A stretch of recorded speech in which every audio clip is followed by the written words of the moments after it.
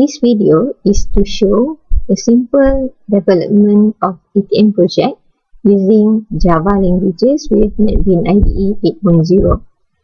This ATM project will only include two transactions, main transaction, which is a withdrawal and also show balance, but at the same time the user can also view the transaction receipt.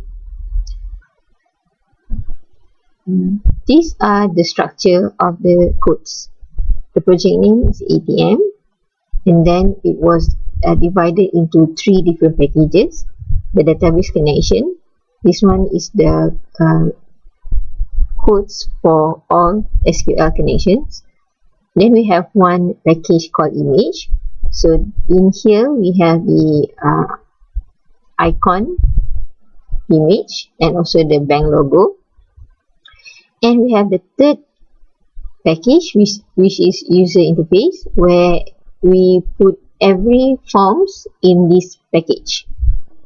So for this user interface, we are actually demonstrating the presentation tier, which all the designs of the application is resided in one package.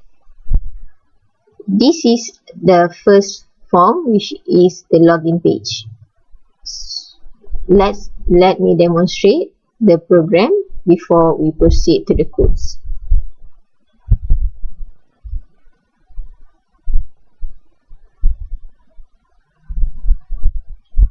First, the user need to enter the card number and also the PIN number, and they click enter. If the card number and the PIN match, one message will pop up saying that the correct login credentials. Then the menu selection form will be pop up, where user can select whether to choose withdraw, check balance, or just quit from the system. If the user click check balance, it will prompt the balance of the current account, which is extracted from the database. When the user click back, it goes back to the menu selection form, and then the user can click withdraw. So over here, we have one text field for the user to enter the amount of withdrawal. So if the user selected want to withdraw about 600 ringgit, then the user click OK. One pop-up message for confirmation will say that amount withdraw is RM 600. Then if the user click OK, and at the same time we also provide one option for the user if the user want to select the denomination, but we have rules here that the selection of the denomination must be exact amount. So if the user click 20, a message will pop up saying that you will receive 30 pieces of RM 20 notes. Then user click OK. The user can also have one option to view the receipt, where from here they can view the account number together with the withdrawal amount and the current balance.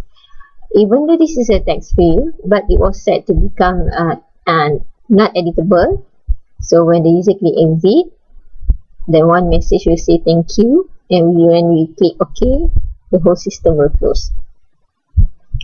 So for the object-oriented concept, first of all, we are using inheritance, which every of the form will extend the Java x.string.jframe. For this case, we also implementing the interface, which is called connections. So in here, we also have what we call as encapsulation, where we put the account ID and the login ID as a private, which the access modifier is only belong to that particular class. In the option form, we implement what we call as a polymorphism, where we have two constructor, The first one without parameter, and the second one is with parameter. So whichever constructor will be called is based on the parameter passing by the previous forms. In here, we also need to override every frame methods because we are extending the J-frame. So every forms or every component will be override, and the declaration of the component is all privates.